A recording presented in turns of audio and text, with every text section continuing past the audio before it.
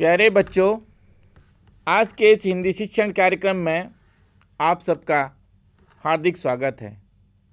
बच्चों, तुम जानते हो दुनिया में जितनी भी चीज़ें हैं उनके कोई न कोई नाम होते हैं और इसी नाम को हम संज्ञा कहते हैं। और संज्ञा के बदले में जिन शब्दों का हम व्यवहार करते हैं उन्हें सर्वनाम कहते हैं। आप सब संज्ञा के बारे में और सर्वनाम के बारे में पहले से पढ़ चुके हो। आज लेकिन हम पढ़ेंगे संज्ञा और सर्वनाम के रूपों में जो परिवर्तन होता है उसके बारे में। इस संज्ञा और सर्वनाम के रूपों में परिवर्तन या विकार कैसे होता है? ये या तो लिंग के कारण होता है या फिर वचन के कारण होता है या फिर कारक के कारण होता है। तो आज हम इसी कारक के बारे में पढ़ेंगे। कारक के कारण कैसे संज्ञा और सर्वनाम के रूपों में परिवर्तन होता है। तो बच्चों, कारक को जानने के लिए हम कुछ उदाहरण लेते हैं। देखो, मनुष्य का जन्म दुर्लभ है। कृष्ण यशोदा मैया से शिकायत करते हैं। उसने छात्र को किताब से पढ़ाया। राम ने रावण को तीर से मारा। पिताजी ने मुझे अपनी जेब से 100 रुपये दिए। अंत में नारद जी ने विष्णु जी से सवाल किया। इन वाक्यों में देखो बच्चों, मनुष्य का जन्म दुर्लभ है। ये मनुष्य का जन्म दुर्लभ है क्रिया के साथ मनुष्य का जो संज्ञा शब्द है उसका प्रभाव रहता है। उसी प्रकार दूसरे वाक्य भी कृष्ण यशोदा मैया से शिकायत करते हैं। जो शिकायत करते हैं क्रिया का संबंध सीधा संज्ञा कृष्ण से होता है। उसी प्रकार उसने छात्र को किताब से पढ़ाया। यह पढ़ाया क्रिया का संबंध सीधा उसने जो शब्द है, ये शब्द सर्वनाम है, इस पे के साथ उसका संबंध रहता है। उसी प्रकार राम ने रावण को तीर से मारा। ये मारा शब्द सीधे राम के साथ पड़ता है और तीर के साथ भी संबंध इसका रहता है। इसी प्रकार पिताजी ने मुझे अपनी जेब से 100 रुपये दिए। 100 रुपये दिए, ये किसने दिए? पिताजी ने दिए। कितने रुपए दिए? 100 रुपये दिए। किसे दिए? मुझे दिए। तो ये सब का आपस में संबंध रहता है। तो यहाँ इन वाक्यों में देखो, क्रिया पद के साथ अन्य पदों का सीधा संबंध रहता है। तो इसी प्रकार किसी भी वाक्य में क्रिया पद के साथ अन्य पदों का सीधा संबंध रहता है। इसके अलावा क्रिया में आए विभिन्न पदों का आपसी संबंध भी होता है। पद क्या है बच्चों? शब्द जब वाक्य में व्यवहृत हो जाता है तो उसे पद कहा जाता है। तो वाक्य में आए विभिन्न पदों का आपसी संबंध भी होता है। तो वाक्य में आए भिन्न भिन्न पदों के बीच जो आपसी संबंध है उस संबंध को कारक कहा जाता है। अब आया समझे में बच्चों? तो वाक्य में आए भिन्न भिन्न पदों के बीच जो आपसी संबंध है उस संबंध को कारक कहा जाता है। अब इसकी संज्ञा देखो कि संज्ञा या सर्वनाम के जिस रूप से क्रिया तथा वाक्य के दूसरे शब्दों के साथ संबंध का पता चलता है उसे कारक कहते हैं। तो कारक के संज्ञा क्या है? न संज्ञा या सर्वनाम के जिस रूप से क्रिया तथा वाक्य के दूसरे शब्दों के साथ संबंध का पता चलता है उसे कारक कहते हैं। अब देखो, यहाँ मनुष्य का जन्म दुर्लभ है। कृष्ण यशोदा मैया से शिकायत करते हैं। उसने छात्र को किताब से पढ़ाया। राम ने रावण को तीर से मारा। पिताजी ने मुझे अपनी जेब से 100 रुपये दिए। नारद जी ने विष्णु जी से सवाल किया। ये वाक्य पहले हमने चर्चा कर चुके थे, अब दोबारा चर्चा करते हैं। क्यों चर्चा करते हैं? देखो, मनुष्य का जन्म दुर्लभ है। या मनुष्य और जन्म के बीच का उपशब्द का एक प्रयोग हुआ है। उसी प्रकार कृष्ण यशोदा मैया से शिकायत करते हैं। मैया से शिकायत करते हैं, तो शिकायत और मैया के बीच में से शब्द एक है। उसी प्रकार उसने छात्र को किताब से पढ़ाया। किताब से पढ़ाया, किससे पढ़ाया? किताब से पढ़ाया। तो यहाँ दोनों के बीच में से शब्द है। उसी प्रकार राम ने रावण को तीर से मारा। राम ने रावण को तीर से मारा। यहाँ ने और से दो शब्द हैं इनको जोड़ने के लिए। उसी प्रकार पिताजी ने मुझे अपने जेब से 100 रुपये दिए। पिताजी ने और फिर यहाँ जेब से। अंतिम वाक्य में देखिए, नारद जी ने विष्णु जी से सवाल किया। नारद जी ने विष्णु जी से सवाल किया। यहाँ पे ने और से दो शब्द हैं। ये तो इस प्रकार वाक्य में आए पदों के बीच आपसी संबंध को दर्शाने के लिए ये शब्दांश हैं, इनका प्रयोग होता है। तो वाक्य में आए पदों के बीच आपसी संबंध को दर्शाने के लिए कुछ शब्दांश का प्रयोग होता है, जैसे ने, को, से, पर आदि आदि ये सब शब्द। तो इन शब्दांशों के द्वारा कारक की पहचान होती है। तो कारक को पहचानने के लिए जिन शब्दांशों का हम प्रयोग करते हैं या जिन शब्दांशों का प्रयोग होता है उन्हें कारक चिन्ह या विभक्ति कहते हैं। जैसे यहाँ ने, को, से, के, पर आदि ये सब जो चिन्ह हैं ये कारक के चिन्ह हैं और इन्हें विभक्ति कहा जाता है। और हिंदी में इन कारक के चिन्हों को हम परसर्ग कहते हैं। क्या कहते हैं? परसर्ग कहते हैं। अब देखते हैं हिंदी में कारक कितने प्रकार के होते हैं। हिंदी में कारक कुल 8 प्रकार के होते हैं। सबसे पहले है कर्ता कारक, फिर कर्म कारक, फिर करण कारक, चौथा संप्रदान कारक, पांचवा अपादान कारक, छठा संबंध कारक, सातवां अधिकरण कारक और आठवां संबोधन कारक। अब बच्चों, जैसे मैंने कहा कि कारक में जो चिन्ह का व्यवहार होता है या कारक के जो चिन्ह होते हैं उसे परसर्ग कहते हैं।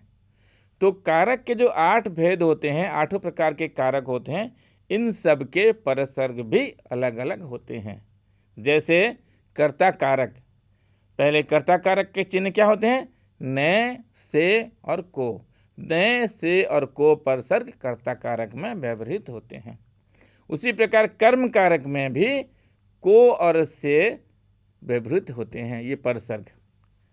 फिर करण कारक में जो परसर्ग व्यवहृत होते हैं ये हैं से, के द्वारा। से और के द्वारा करण कारक में व्यवहृत होते हैं। फिर संप्रदान कारक में जो व्यवहृत होते हैं परसर्ग वे हैं को, के लिए, को और के लिए। अपादान कारक में जो व्यवहृत होते हैं वो हैं से। फिर संबंध कारक में जो परसर्ग व्यवहृत होते हैं का, के, की, रा, रे, री, ना, ने, नी। का, के, की, रा, रे, री, ना, ने, नी संबंध कारक में व्यवहृत होते हैं। जैसे का, रा और ना ये तीनों परसर्ग व्यवहृत होते हैं पुल्लिंग एक वचन में, के, रे, ने ये पुल्लिंग बहुवचन में, और की, नी स्त्रीलिंग एक वचन में भी और बहुवचन में भी व्यवहृत होते हैं। अब अधिकरण कारक, अधिकरण कारक में जो परसर्ग व्यवहृत होते हैं वे हैं मैं, पर और को। अंत में संबोधन कारक, संबोधन कारक में जो परसर्ग व्यवहृत होते हैं वे हे, अरे, ओ, जी इस प्रकार के परसर्ग संबोधन कारक में व्यवहृत होते हैं। तो बच्चे अब ये समझ में आ गया अलग अलग कारक में कैसे अलग अलग परसर्ग व्यवहृत होते हैं या कारक के चिन्ह व्यवहृत होते हैं। अब हम एक एक कारक के बारे में चर्चा करेंगे। पहले कर्ता कारक से हम शुरू करेंगे। तो कर्ता कारक किसे कहते हैं? कार्य का संपादन करने या करने वाला ही कर्ता कारक है। समझ में आया? कार्य का संपादन करने या कराने वाला ये कर्ता कारक होता है। और इसके परसर्ग क्या होते हैं? न, से, को और कभी कभी शून्य भी व्यवहृत होते हैं, अर्थात इसमें कोई परसर्ग भी व्यवहृत नहीं होते हैं कर्ता कारक में कभी कभी। अब उदाहरण से इसमें समझ में आ जाएगा। देखो, मैंने रोटी खाई, रमेश ने कहा। मैंने खाना खाया, आपने यह बात कही। मुझसे चला नहीं जाएगा, रमेश को वहाँ जाना पड़ेगा। सुनील पढ़ता है, छात्र छात्रा स्कूल जाते हैं। यहाँ देखो, पहले वाक्य में मैंने रोटी खाई, इस वाक्य में मैं के साथ न परसर्ग का प्रयोग हुआ है। मैंने रोटी खाई। दूसरे वाक्य में रमेश ने कहा, यहाँ रमेश के साथ न का प्रयोग हुआ है जो कर्ता कारक का परसर्ग है। उसी प्रकार तीसरे वाक्य में मैंने खाना खाया, यहाँ भी न का प्रयोग हुआ है। और चौथे वाक्य में आपने यह बात कही, यहाँ भी आपके साथ न का प्रयोग हुआ है। तो अगले वाक्य में देखो, मुझसे चला नहीं जाएगा। मुझसे चला नहीं जाएगा, इस वाक्य में यहाँ मुझसे में से परसर्ग व्यवहृत हुआ है। मुझसे चला नहीं जाएगा। अगले वाक्य में देखो, रमेश को वहाँ जाना पड़ेगा। रमेश को वहाँ जाना पड़ेगा, यहाँ को परसर्ग व्यवहृत हुआ है रमेश के साथ, तो रमेश को वहाँ जाना पड़ेगा। अगले वाक्य में देखो, सुनील पढ़ता है। यहाँ पे देखो, यहाँ परसर्ग कौन सा है? यहाँ कोई परसर्ग नहीं है, यह शून्य परसर्ग है। मैंने कहा था ना कि कर्ता कारक में न, से, को के अलावा शून्य भी परसर्ग भी व्यवहृत होता है, अर्थात कोई परसर्ग नहीं व्यवहृत होता है। ऐसे भी वाक्य बनते हैं कर्ता कारक के द्वारा। तो यहाँ सुनील पढ़ता है, यहाँ कोई परसर्ग व्यवहृत नहीं हुआ है। वैसे छात्र छात्रा स्कूल जाते हैं, यहाँ पे भी कोई परसर्ग व्यवहृत नहीं हुआ है। तो ये थे कर्ता कारक के बारे में विस्तृत जानकारी। अब आगे चलते हैं कर्म कारक की तरफ। दूसरा कारक जो है कर्म कारक। कर्म कारक क्या है? जिस पर क्रिया व्यापार का फल पड़ता है, क्रिया का फल जिस पर पड़ता है वह कर्म कारक कहलाता है। इनके परसर्ग क्या है? को, से, और यहाँ भी शून्य होता है। को से मुख्य रूप से इसके परसर्ग हैं, और कभी कभी यहाँ भी शून्य व्यवहार होता है, परसर्ग व्यवहार होता है, अर्थात कोई परसर्ग व्यवहार भी नहीं होता है। जैसे उदाहरण के तौर पर, शिक्षक ने अपने छात्रों को बुलाया। शिक्षक ने अपने छात्रों को बुलाया, यहाँ कर्म कारक में को बुलाया, को परसर्ग यहाँ पे प्रयोग किया गया है, यहाँ उपयोग किया गया है, क्योंकि यहाँ जो क्रिया है उसका व्यापार बुलाया किस पर पड़ता है? छात्रों पर पड़ता है, और छात्रों और बुलाया इन दोनों का जो संबंध रखता है वह को परसर्ग है। तो इसलिए यह कर्म कारक में छात्रों को बुलाया, को परसर्ग का प्रयोग किया गया है। दूसरे वाक्य में देखो, पिता ने पुत्र से कहा। पिता ने किससे कहा? पुत्र से कहा। तो पुत्र से कहा, कहा क्रिया शब्द का व्यापार या फल किस पर पड़ता है? पुत्र पर पड़ता है। तो यहाँ पुत्र और कहा के बीच में से परसर्ग का प्रयोग हुआ है। तो पिता ने पुत्र से कहा, से परसर्ग यहाँ पे कर्म कारक का चिन्ह है। अगले वाक्य में देखो, ग्वाला अपने गायों को चारा खिलाता है। ग्वाला अपने गायों को चारा खिलाता है। क्या खिलाता है? चारा खिलाता है। गायों को चारा खिलाता है, खिलाता है जो क्रिया है इसका सीधा संबंध किससे पड़ता है? गायों को खिलाता है। किसको खिलाता है? गायों को खिलाता है। तो इसलिए यहाँ गायों को जो है को परसर्ग कर्म कारक के चिन्ह के रूप में यहाँ व्यवहृत हुआ है। उसी प्रकार लड़के ने फल खाया। लड़के ने फल खाया। तो यहाँ पे कोई परसर्ग व्यवहित नहीं हुआ है, ये बिना परसर्ग का है, लेकिन यह क्या है, कर्म कारक है। उसने चिट्ठी लिखी, यहाँ पे भी कोई परसर्ग व्यवहित नहीं हुआ है, लेकिन यह जो कारक है यह क्या है, लिखी, सीधा उसका जो फल है वो चिट्ठी पर पड़ता है, तो उसने चिट्ठी लिखी, ये कर्म कारक है। आगे देखो, सविता इतिहास पढ़ती है, सविता इतिहास पढ़ती है, यहाँ पर भी कोई परसर्ग नहीं है, लेकिन पढ़ती है, इतिहास पर उसका फल इतिहास पर पड़ता है, इसलिए यह कर्म कारक है। और आगे चलो, सीता फल खाती है, खाती है, क्या खाती है, फल खाती है। तो खाती है जो क्रिया का प्रभाव या फल या क्रिया व्यापार का फल जो है वो किस पर पड़ता है, सीधा फल पर पड़ता है। तो इसलिए तो सीता फल खाती है, यह कर्म कारक है, लेकिन इसमें कोई परसर्ग का चिन्ह या कारक का चिन्ह व्यवहित नहीं हुआ है।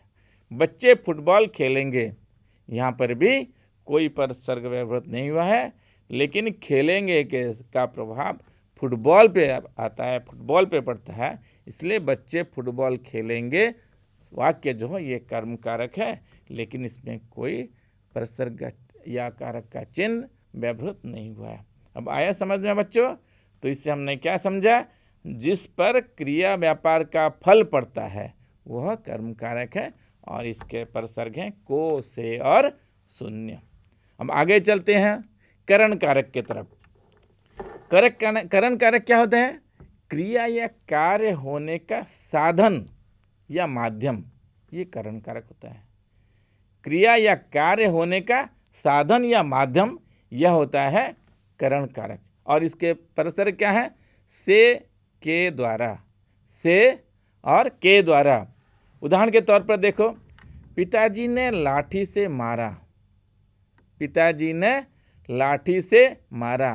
तो क्रिया या कार्य होने का साधन कौन सा है, लाठी है, तो लाठी से मारा, इसलिए यहाँ से जो है ये परसर्ग है, और ये कौन सा कारक है, करण कारक है। अगले वाक्य में देखो, मैं कलम से लिखता हूँ, कलम से लिखता हूँ। तो यहाँ लिखता हूँ जो क्रिया है, ये इसका जो कार्य है, ये साधन कैसे होता है, कलम से होता है। तो क्रिया कार्य का कार्य जो साधन होता है वो कलम से होता है, इसलिए यह मैं कलम से लिखता हूँ जो वाक्य है यह करण कारक है, और से इसका परसर्ग है, से परसर्ग यहाँ पे व्यवहित हुआ है। अगले वाक्य में देखो, तुम लोग मेरी बात ध्यान से सुनो, तुम लोग मेरी बात ध्यान से सुनो। ये जो ध्यान से सुनो, मेरी बात ध्यान से सुनो, से परसर्ग का यहाँ प्रयोग हुआ है, ये उसी प्रकार करण कारक है और से परसर्ग है। अंतिम वाक्य देखो, वह पत्र के द्वारा सब कुछ बता देगा। यहाँ पे वह पत्र के द्वारा सब कुछ बता देगा, यहाँ क्रिया जो है बता देगा, इसका सीधा साधन कैसे होता है, पत्र के द्वारा। कैसे बता देगा, पत्र के द्वारा बता देगा। तो वह पत्र के द्वारा सब कुछ बता देगा जो वाक्य है, ये करण कारक है, क्योंकि यहाँ जो क्रिया है बता देगा क्रिया है, इसका साधन पत्र के द्वारा ही होता है, और पत्र और क्रिया के बीच में जो संबंध जोड़ता है वह है के द्वारा, और ये के द्वारा जो है परसर्ग है, तो इसलिए यह करण कारक है और के द्वारा इसका परसर्ग है। अब आया समझ में करण कारक के बारे में? तो करण कारक क्या है ना, ये क्रिया या कार्य होने का साधन या माध्यम है, इसके परसर्ग है से और के द्वारा। अब आगे चलते हैं संपादन कारक। ये संपादन कारक क्या होते हैं ना, जिसके हित में कार्य किया जाता हो, जिसके हित में कार्य किया जाता हो, अर्थात किसी को कुछ दिया जाए या किसी के लिए कुछ किया जाए, अर्थात जिसके किसी के हित में कुछ कार्य किया जाता है, किसी को कुछ दिया जाए या किसी को से कुछ किसी के लिए कुछ किया जाए, इस प्रकार। और इनके परसर्ग हैं को और के लिए, परसर्ग हैं को और के लिए। उदाहरण में देखिए, भिखारी को पैसे दो, तो पैसे दो जो क्रिया किसको, भिखारी को, भिखारी को पैसे दो, और इनके बीच में जो संबंध रखता है वो को परसर्ग है। पैसे देने का, पैसे दो, ये जो क्रिया है ये क्रिया भिखारी के लिए प्रयुक्त हुआ है, तो यहाँ को परसर्ग जो है इनको संबंध जोड़ता है, तो इसलिए भिखारी को पैसे दो, ये है संप्रदान कारक, और यहाँ पे इसका परसर्ग है को। अगले वाक्य, मैंने भिखारी को पैसे दिया, मैंने भिखारी को पैसे दिया। यहाँ पे भी जो को है ये भिखारी और पैसे के बीच में संबंध जोड़ता है, तो ये संप्रदान कारक है और यहाँ पे इसका चिन्ह है को। अगले वाक्य में देखो, मैंने अपने बेटे के लिए कलम लाए, मैंने अपने बेटे के लिए कलम लाए। ये कलम लाए किसके लिए? बेटे के लिए, और ये के लिए जो है यहाँ पे संबंध जोड़ता है, तो इसलिए संप्रदान कारक, और इसका चिन्ह है के लिए। अगले वाक्य में देखो, गुरुजनों को प्रणाम करो, गुरुजनों को प्रणाम करो। तो प्रणाम करना जो शब्द है, ये क्रिया शब्द है, ये गुरुजनों के लिए व्यवहृत हुआ है और इन दोनों को जोड़ता है को परसर्ग। तो गुरुजनों को प्रणाम करो, यह जो वाक्य है ये संप्रदान कारक है और इसका चिन्ह जो है ये को परसर्ग है। अगले वाक्य में देखो, सहायता के लिए आपको बहुत धन्यवाद, सहायता के लिए आपको बहुत धन्यवाद। यहाँ पे के लिए जो परसर्ग है ये संप्रदान कारक का चिन्ह है या संप्रदान कारक का परसर्ग है। तो सहायता के लिए आपको बहुत धन्यवाद, ये जो वाक्य है यहाँ पे संप्रदान कारक का प्रयोग हुआ है और यहाँ पे को सर्ग के लिए परसर्ग प्रयोग हुआ है। तो अगले कारक की तरफ चलते हैं। अगला कारक है अपादान कारक। अपादान कारक जो है क्या है? जिससे क्रिया व्यापार के अलग होने का भाव हो, क्रिया व्यापार से अलग हो, और इसका एक ही परसर्ग है, वह है से। एक ही परसर्ग है, वह है से। जैसे पहाड़ से पत्थर गिरते हैं, अलग होने का भाव यहाँ पे प्रकट होता है। पहाड़ से पत्थर गिरते हैं, यहाँ से परसर्ग है। पेड़ से पत्ते गिरते हैं, वह घोड़े से गिर पड़ा। बंदूक से गोलियां चली, तुम उनसे हमेशा दूर रहो। ये सब जो से इसमें यहाँ पे प्रयोग हुआ है परसर्ग, यहाँ क्या होता है ना, क्रिया व्यापार से अलग होने का भाव यहाँ पे प्रकट होता है। तो इससे हमने क्या समझा कि क्रिया व्यापार के अलग होने का भाव जहाँ पे प्रकट होता है वहाँ अपादान कारक होता है और उसका चिन्ह है से परसर्ग। से परसर्ग ही एक ही परसर्ग है जो अपादान कारक का परसर्ग है। अब आगे चलते हैं संबंध कारक के तरफ।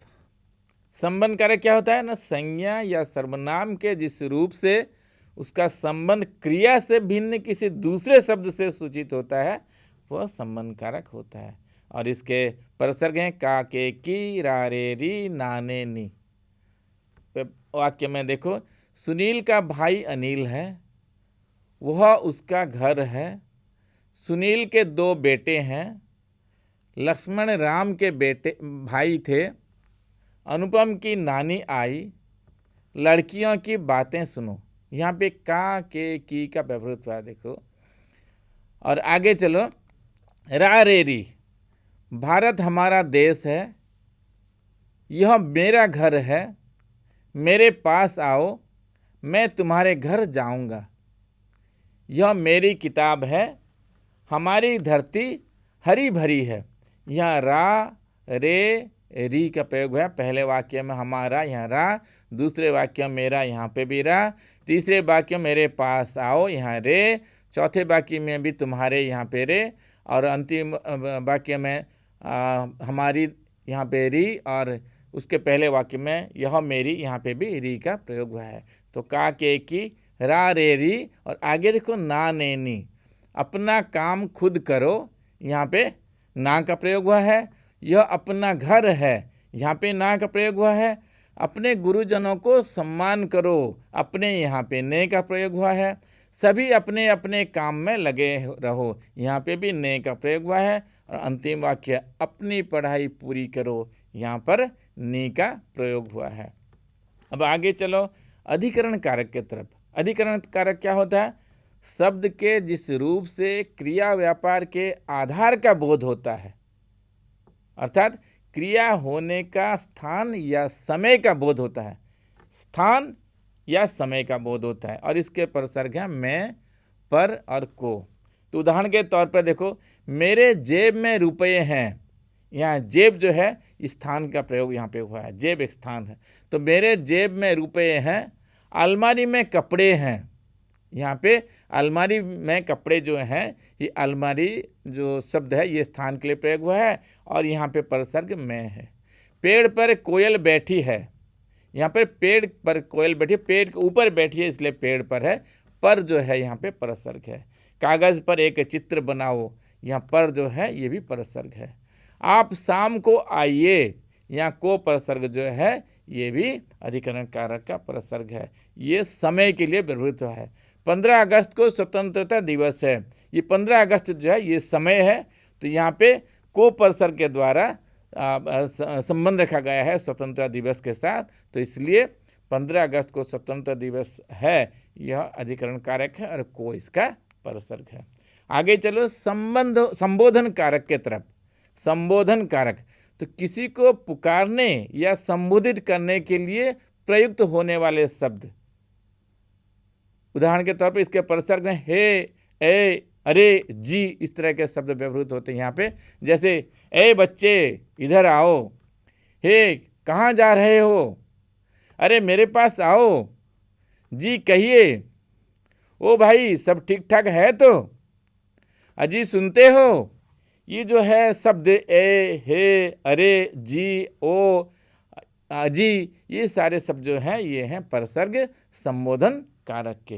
तो अब सभी कारक के बारे में हमने चर्चा कर लिया। अब बच्चों बताओ कारक किसे कहते हैं? संक्षेप में कहो, कारक किसे कहते हैं? न संज्ञा या सर्वनाम के जिस रूप से क्रिया तथा वाक्य के दूसरे शब्दों के साथ संबंध का पता चलता है उसे कारक कहते हैं। संज्ञा या सर्वनाम के जिस रूप से क्रिया तथा वाक्य के दूसरे शब्दों के साथ संबंध का पता चलता है उसे कारक कहते हैं। और कारक कितने प्रकार के होते हैं? कारक 8 प्रकार के होते हैं। न किस कारक में लगता है? न कर्ता कारक में लगता है। अब बच्चों मुझे यकीन है कि आप सबको आज मैंने जो कारक के बारे में पढ़ा है अच्छी जानकारी हो गई होगी। तो आज के लिए बस इतना ही, फिर अगले कक्षा में हम मिलेंगे। धन्यवाद।